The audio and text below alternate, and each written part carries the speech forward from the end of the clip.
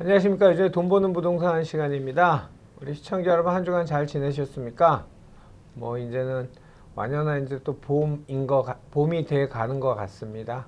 이런 간절기에 건강 유의하시고요. 오늘 주제 셉니다. 우리 곽 선배가 이렇게 센 주제를 잘 안 잡는데 오늘 화가 많이 나셨나 봅니다. 오늘 주제는 가짜 하락에 더 이상 속으면 안 됩니다. 라는 주제를 갖고 이야기 나눠보도록 하겠습니다. 오늘도 저에게 부동산 인사이트 주실 분은 주식회사 도시아공간 곽창석 대표님 나오셨습니다. 안녕하십니까? 예, 안녕하십니까?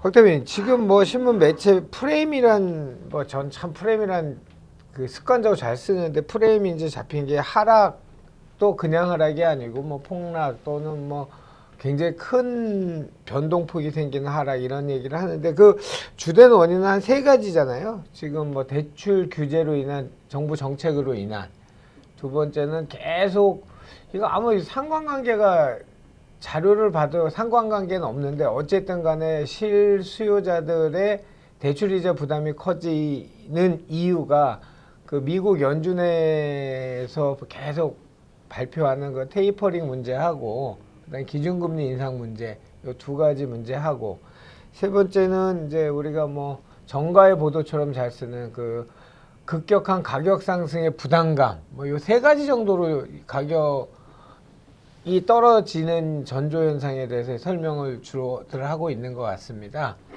곽 대표님, 오늘 주제를 제가 세다고 얘기했는데 가짜 하락에 더 이상 속으면 안 됩니다라고 제목을 정했는데, 어떤 방식, 어떤 문제가 가짜 뉴스, 가짜 하락이라고 생각하시는 겁니까?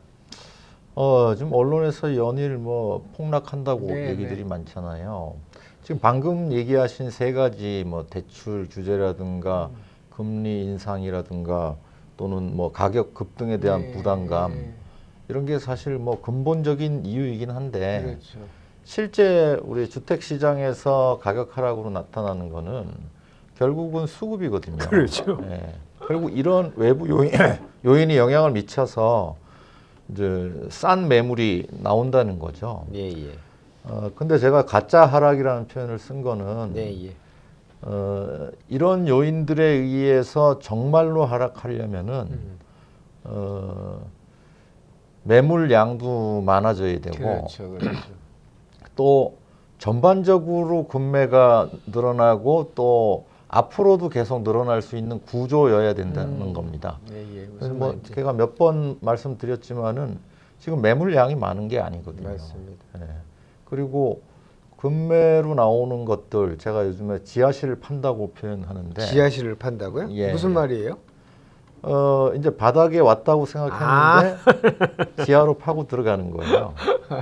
지금까지는 이제 2015년 상승장 이후에 네, 이렇게까지 금매가 계속 나온 적이 별로 없었는데, 지금은 반드시 팔아야 되는, 세금 때문에 팔아야 되는 매물들, 예, 예. 이런 구조적인 매물들이 있다고 말씀드렸잖아요. 예, 예, 그렇습니다. 근데 대표적인 게 이제 일시적 이주택 때문에 세금 때문에 어쩔 수 없이 일정한 시한 내에 팔아야 되는 사람, 그런 사람들이 특히 재작년 연말에 네. 거래가 많았었고, 그쵸, 그쵸. 또 2019년 12, 16 대책 직전에 거래가 많았었는데, 지금 이 두 가지 물량이 둘 다 일시적 이주택에 예, 예. 맞물려 있다는 거예요. 그런데 지금 시간이 흘러가고 있잖아요. 특히 12월 16일 이전에 계약을 체결했던 분들, 예. 이런 분들은 잔금이 그 이듬해 한 2월쯤 됐을 거고, 그렇죠.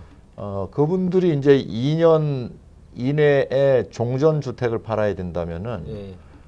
이제 2월 중순경이면은 2월 16일 이면은 2달이 되는 거예요. 정상 계약 음. 범주에서 이제 벗어나는 겁니다. 이제 더 이상은 판다는 게 의미가 없는 맞아요. 상황으로 바뀌어 이제 버리는 거예요. 버티기죠 뭐. 예, 이제 어쩔 수 없이 2주택자로 넘어갈 수밖에 그렇죠. 없는. 이제 다주택이 되면은 이제 또 중과세로 넘어가니까. 그러니까 종전주택을 팔아야 되는 분들이 종전주택을 장기 보유했다면은 세금도 엄청나게 많이 나오는 거예요. 그렇죠. 그러니까 어쩔 수 없이 이런 분들은 그냥 뭐 등기만 이전해 가면 무슨 조건이든 다 들어주겠다고 해요. 세입자로 들어가겠다 뭐. 예, 뭐 가격을 얼마든지 깎아주겠다거나 이제 뭐 막판이니까 또 계약 및 잔금을 하재든가 아니면 집주인이 자기가 전세로 안 줄 테니까 그냥 매매로 사가라. 그렇죠. 뭐 이런 것들이 많이 나오고 뿐만 아니고 이러다 보니까 또 가짜 거래들도 늘고 있는 것 같아요. 말하자면 서로 뭐 교환을 한다든가 이런 것들도 늘고 있는 것 같아요. 어떻게든 뭐 일단 비과세를 받는 게 너무 중요하다 그렇죠, 보니까. 그렇죠. 예. 예. 그러나 이제 지금 하락이 가짜 하락이라고 보는 이유는 예. 결국 지금까지 집값이 떨어진 패턴을 보면 이렇게 세금 때문에 일시적으로 매물이 나올 때 장기적으로 하락했던 게 아니고 예.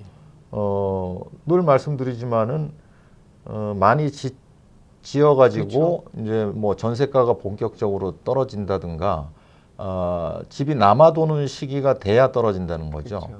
우리 과거에 집값 떨어졌던 데를 생각해 보면은 1기 신도시가 입주할 때 떨어졌고 2기 신도시 입주할 때 떨어졌잖아요. 근데 3기 신도시 입주하려면 아직 멀었잖아요. 그렇죠. 그런 면에서 물량 면에서 지금 집값이 떨어질 시기가 아니다.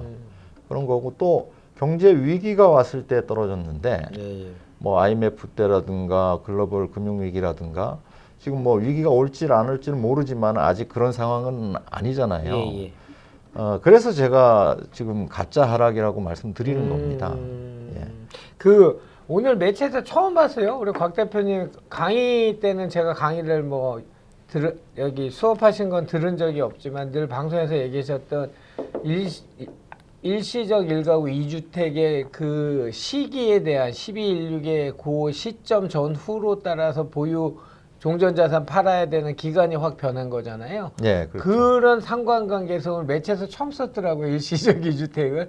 얘기들은 이제 나왔었는데 매체에서 일시적 2주택 쓴 거 오늘 처음 봤는데 그런 게 인사이트인 것 같습니다. 근데 그런 1가구 1주택, 일시적 1가구 1주택, 그때는 시기가 좋을 때니까 매수세가 많았던 거죠. 그렇죠. 결국 뭐 12, 16 대책이 나오게 된 계기도 당시 거래가 많고 또 그렇죠. 가격이 뛰니까 12, 16 대책이 그렇죠, 나왔지 그렇죠. 않았겠습니까? 또 2020년 12월에 거래가 많았던 것도 예.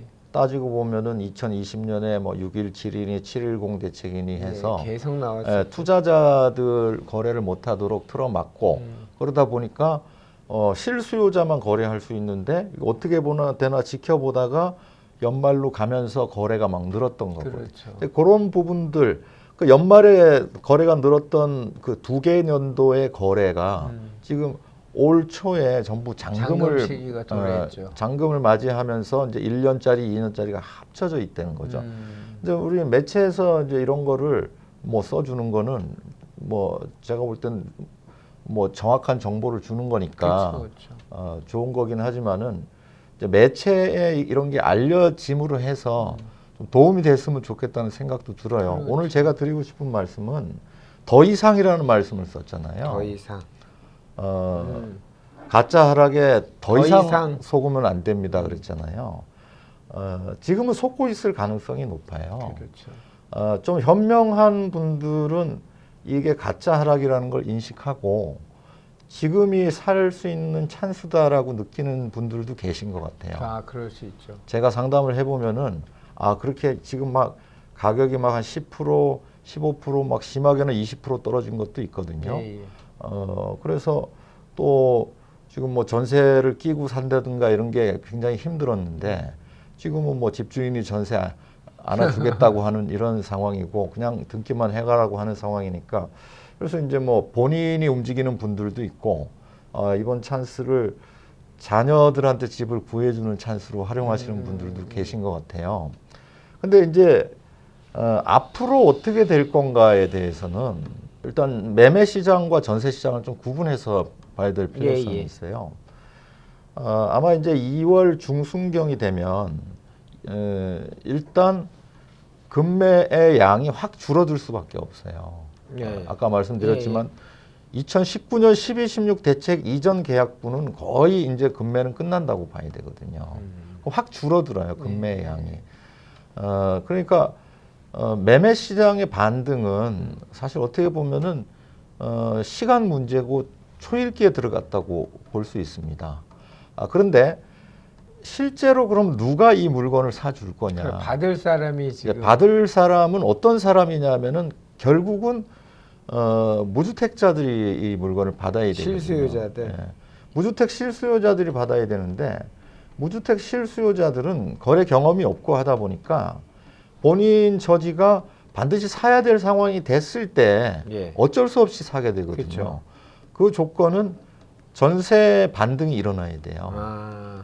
근데 사실 지금이 이제 본격적인 이사철에 접어들었기 때문에 전세 반등이 일어날 시기인데도 불구하고 아직 그 전세가 크게 반등했다는 뭐 그런 뉴스는 없잖아요.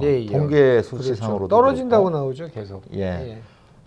근데 이제 전세가는 정말 매매보다도 더 강하게 대출 규제하고 연동돼 있어요. 그럼요. 사실 이제 대출이 안 나오다 보니까 뭐 어쩔 수 없이 자기 집을 전세로 내놓는 사람도 있고, 특히나 가장 큰 부분이 그 신규 입주 아파트들이 대출 규제 영향을 가장 크게 받고 있거든요. 신규 입주 아파트의 잔금 대출이 작년 하반기부터 안 나오다 보니까 입주하실 분들이 어쩔 수 없이 전세를 놓게 돼요. 맞죠.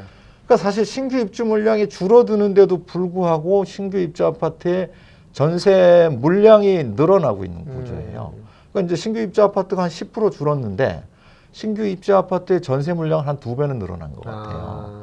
그런데 이걸 받아줄 수 있는 전세입자들의 움직임은 매우 둔화되어 있는 거예요. 말하자면 이제 이사철이 되면은 만기가 돼서 새롭게 전세를 구하는 사람이 나타나야 되는데 아직까지는 올 봄까지는 어떤 상황이냐면 5% 올려주고 갱신 청구권을 행사할 수 있잖아요. 그러니까 이제 비율로 따지면은 정상적인 이사철의 거래량이 100%라면 지금 한 70에서 80%는 눌러 앉아 버리는 거예요. 그리고 정상적인 전세 수요의 20, 30%만 시장에 나오는 거예요. 그러니까 말하자면 신규 입주 아파트의 전세 물량은 2배가 늘었는데 그걸 받아줄 사람은 한 7, 80%가 줄어버리는 이런 상황이다 보니까 보통 신규 입주 아파트들이 한 이제 입주 지정일로부터 2-3달 정도면은 이제 어느 정도 전세가 해결되고 연체까지는 안 가게 되는데 지금은 그게 아니고 한 6, 7개월씩 전세 소진 기간이 길어져 있는 거예요. 받아줄 사람이 없으니. 특히나 작년 이제 12월에 입주 물량이 좀 많았었습니다. 이런 물량들이 아직 소화가 안 되고 있고, 이 물량이 소화되는 순간 어떤 임계점에 도달하는 순간 전세가는 급반전할 수 있다는 거예요. 그런데 작년 하반기부터 이렇게 쭉 지켜보니까 전세 소진 속도가 이제 올 들면서 조금씩 빨라지는 게 보이고 있어요. 그리고 지금 대출 규제가 어느 정도는 느슨해질 수 있는 분위기에 가고 있어요. 그 소식 들으셨는지 모르겠는데 지금 이제 신용 대출이 거의 안 나오고 있다가 지금 신용 대출들이 다시 재개가 되고 있습니다. 그 은행 입장에서도 계속 시한을 미룰 수가 없다 보니까 이런 것들이 맞물려 있고, 또 올해 이제 8월 이후에 갱신 청구권을 행사하지 못하는 분들이 조금 더 빠른 행동을 취할 수도 있거든요. 8월 달에 전세 만기인데 그때 새로운 전세를 알아보려면은 너무 막 전세가가 올라 있을 것 같으니까 또 빨리 움직이는 사람도 생겨날 수 있거든요.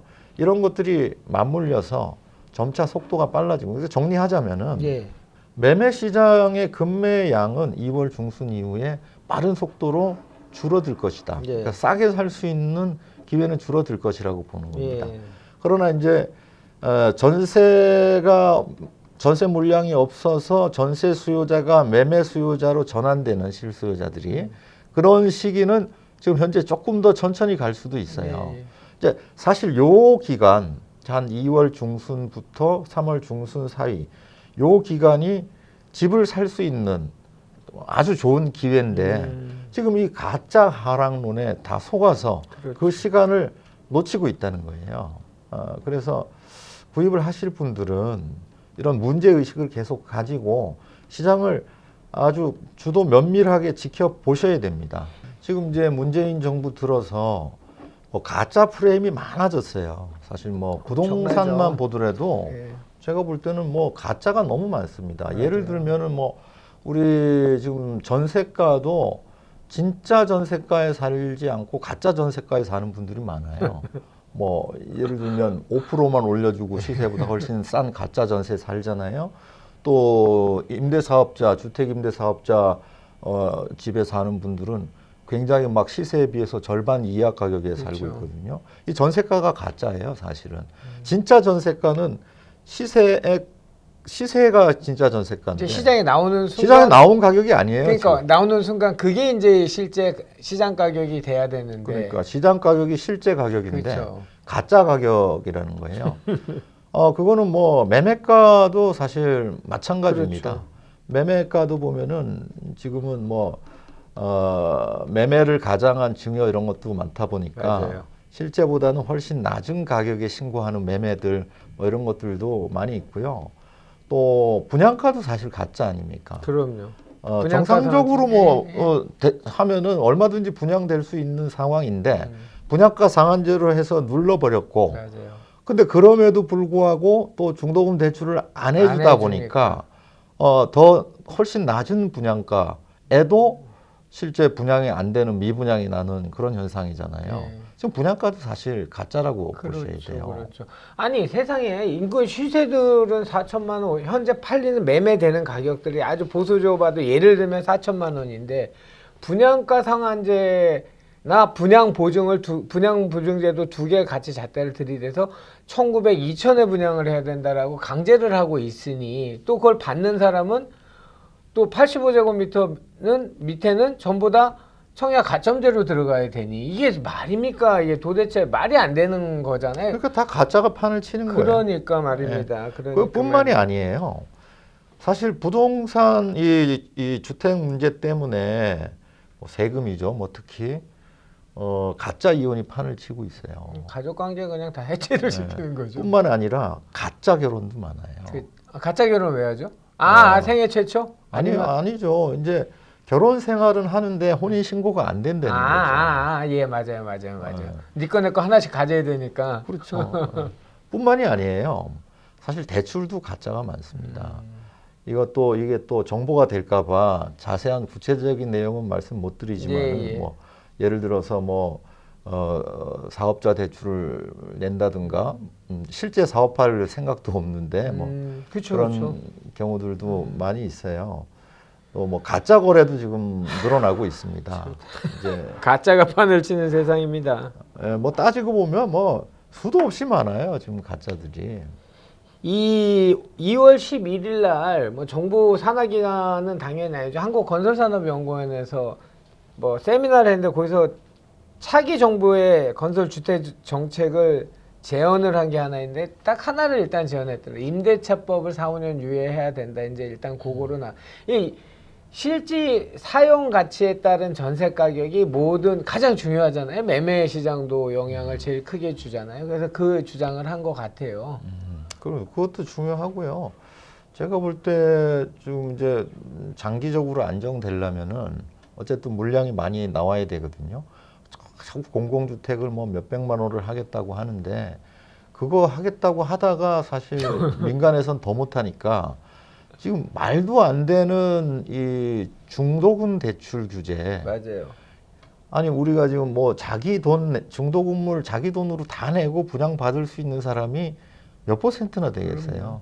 이거부터 제가 볼 때는 성결 과제예요. 내 빨리 집 바꿔야 마련의 됩니다. 꿈이 아니잖아요. 그거는 여유 있는 잉여 자금을 써야 되는 거지. 예. 그래서 지금 하여튼 이 문정부 이후에 이 부동산 시장은 가짜 천국이 됐습니다. 예, 맞습니다. 예, 부동산 이외 분야에도 사실 지금 가짜가 판을 치고 있죠. 예. 근데 그 분야는 대부분이죠.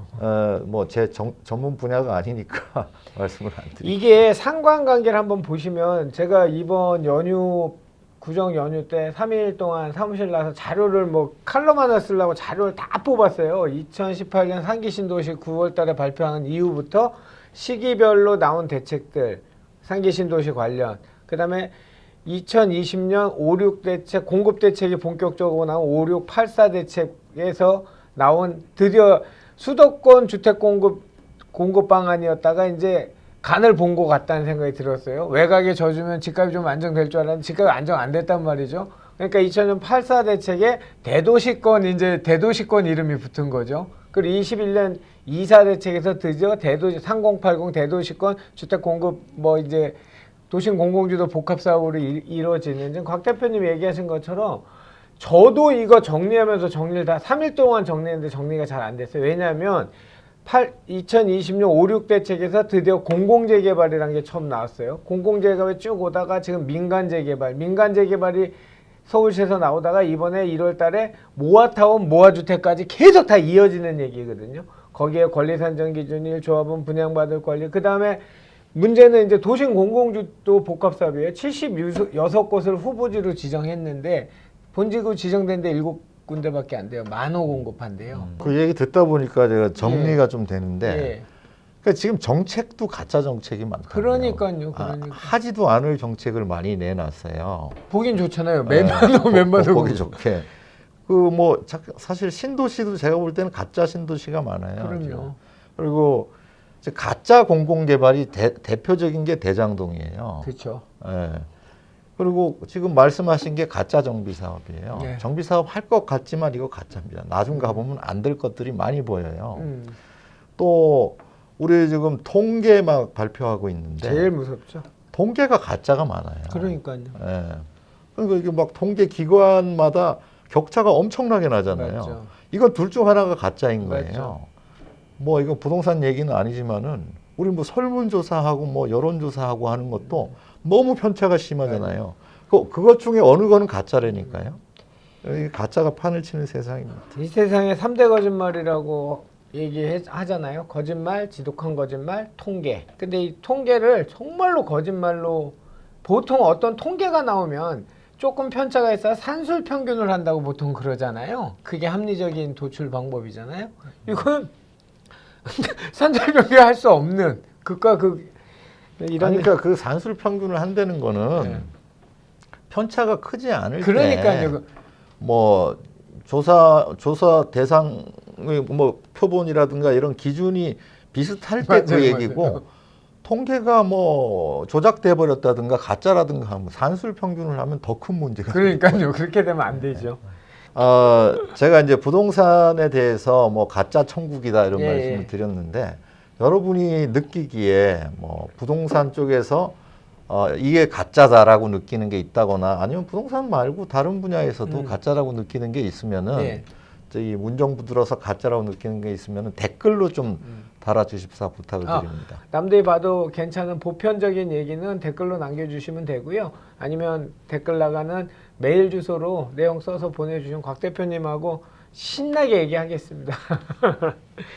자, 이제 봄입니다. 봄이면 이번 봄은 참 기대가 큽니다. 기대를 해야 되겠지요. 또 좌절하면 안 되겠지요. 얼마 안 남았습니다. 하여튼 개개인 여러분들은 간절하게 건강 유의하시고요. 저희 프로그램 많이 시청해 주시고 많이 홍보해 주시고 좋아요, 구독 꼭 눌러 주시고요. 그 구독 꼭 눌러 주셔야 저희가 새로운 프로그램이 업로드 되면 바로바로 알림이 가니까 꼭 구독 눌러 주시고요. 좋아요는 기본으로 눌러 돈 안 드니까 걱정하지 마시고요. 자, 다음 주에 다시 뵙도록 하겠습니다. 오늘도 저희에게 부동산 인사이트를 자세하게 알려주신 분은 주식회사 도시화공간 곽창석 대표님이셨습니다. 감사했습니다.